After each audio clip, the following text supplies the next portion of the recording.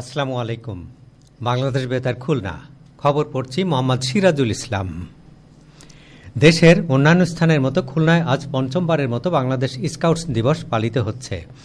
এবছর দিবসটির প্রতিপাদ্য হচ্ছে নতুন দিনের অঙ্গীকার, স্কাউটিং হোক সবার। দিবসটি উপলক্ষে বাংলাদেশ স্কাউটস বিভিন্ন কর্মসূচি গ্রহণ করেছে।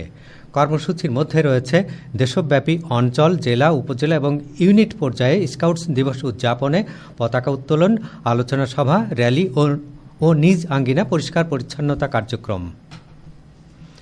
খুলনা বিশ্ববিদ্যালয়ের উপাচার্য প্রফেসর ডক্টর মোহাম্মদ রেজাউল করিম বলেছেন, ভবিষ্যৎ চ্যালেঞ্জ মোকাবিলায় আমাদের শিক্ষা কারিকুলামকে আধুনিক ও যুগোপযোগী করে সাজাতে হবে। এ কারণেই প্রতিটি ডিসিপ্লিনে স্মার্ট বোর্ড ও কম্পিউটার ল্যাব স্থাপন করা হচ্ছে। তিনি গতকাল বিশ্ববিদ্যালয়ে স্মার্ট বোর্ড ব্যবহারের উপর অবহিতকরণ কর্মশালায় প্রধান অতিথির বক্তৃতায় কথা বলেন। উপাচার্য স্মার্ট বোর্ডের যথাযথ ব্যবহার নিশ্চিত করতে সংশ্লিষ্ট সকলকে সচেতন ও দক্ষ হওয়ার আহ্বান জানান। কর্মশালায় রিসোর্স পার্সন হিসেবে স্মার্ট বোর্ড ব্যবহারের বিভিন্ন টেকনিক্যাল দিক তুলে ধরেন হিক ভিশন বাংলাদেশের প্রতিনিধি সাকিব হাসান।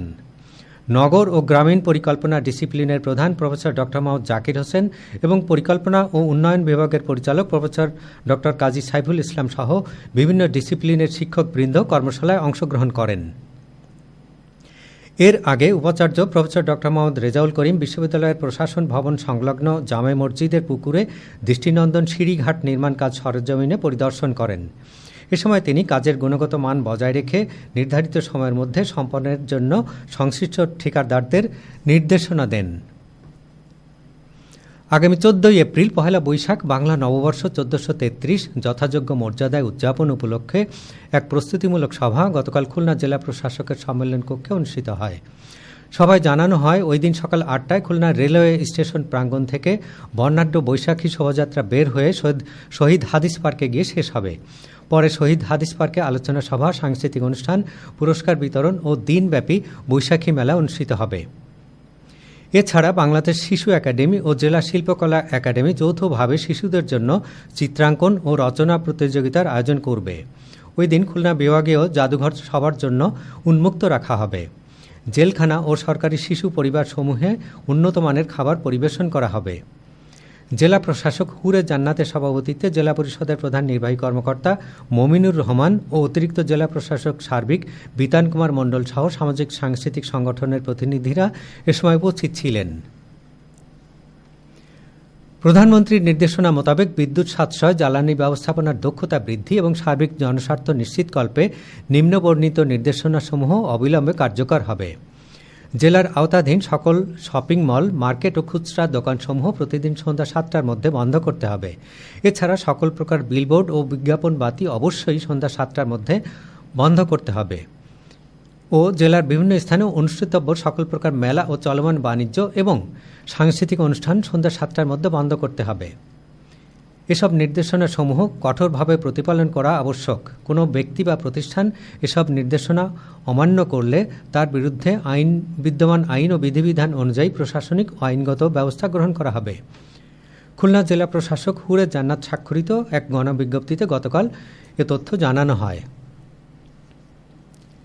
চলতি মাসের প্রথম 6 দিনে রেমিটেন্স প্রবাহ গত বছরের একই সময়ের তুলনায় 28.6% বৃদ্ধি পেয়ে 660 মিলিয়ন মার্কিন ডলারে পৌঁছেছে।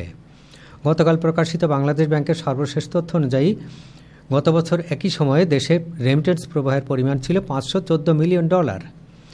চলতি অর্থবছরের জুলাই থেকে 6 এপ্রিল পর্যন্ত প্রবাসীরা 26,869 মিলিয়ন ডলার রেমিটেন্স পাঠিয়েছেন, যা গত অর্থবছরের একই সময়ে ছিল 22,299 মিলিয়ন ডলার। মেহেরপুর শহরের উত্তরপাড়া সরকারি প্রাথমিক বিদ্যালয়ের 4তলা বিশিষ্ট নবনির্মিত ভবনের গতকাল উদ্বোধন করা হয়। উপজেলা নির্বাহী কর্মকর্তা প্রধান অতিথি হিসেবে এর উদ্বোধন করেন। উপজেলা প্রকৌশলী ও প্রাথমিক শিক্ষা অফিসার সহ গণ্যমান্য ব্যক্তিবর্গ এ সময় উপস্থিত ছিলেন।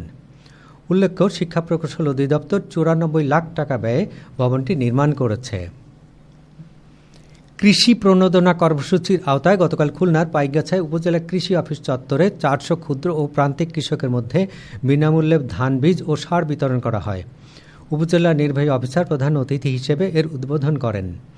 উপজেলা কৃষি কর্মকর্তার সভাপতিত্বে সিনিয়র উপজেলা মৎস্য কর্মকর্তা, প্রাণী সম্পদ, কৃষি সম্প্রসারণ এবং আনসার ও ভিডিপি কর্মকর্তা সহ স্থানীয় গণ্যমান্য ব্যক্তিবর্গের সময় উপস্থিত ছিলেন।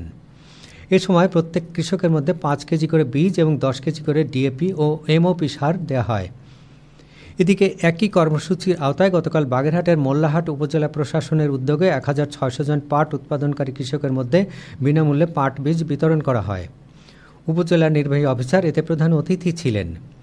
উদয়পুর ইউনিয়ন পরিষদের চেয়ারম্যানের সভাপতিত্বে উপজেলা পাট অফিসার, কৃষি অফিসার ও যুব উন্নয়ন অফিসার সহ সংশ্লিষ্টরা এ সময় উপস্থিত ছিলেন। এ সময় উপজেলার 7টি ইউনিয়নে মোট 2200 কেজি পাট বীজ বিতরণ করা হয়। খেলার খবর ফুটবল। মাগুরার বিনোদপুর মডেল স্কুল মাঠে 16 দলীয় সরকারি প্রাথমিক বিদ্যালয় গোল্ড কাপ ফুটবল টুর্নামেন্টের গতকালের খেলায় ঘুল্লিয়া সরকারি প্রাথমিক বিদ্যালয় 1-0 গোলে সরকারপাড়া সরকারি প্রাথমিক বিদ্যালয়কে পরাজিত করে। সবশেষে আবহাওয়া। আজ সন্ধ্যে 6টা পর্যন্ত পূর্বাভাসে বলা হয়েছে, খুলনা, বরিশাল ও পটুয়াখালী অঞ্চলে পশ্চিম অথবা উত্তর পশ্চিম দিক থেকে অস্থায়ীভাবে ঘন্টায় 45 থেকে 60 কিলোমিটার বেগে দমকা থেকে ঝোড়ো হাওয়া বয়ে যেতে পারে।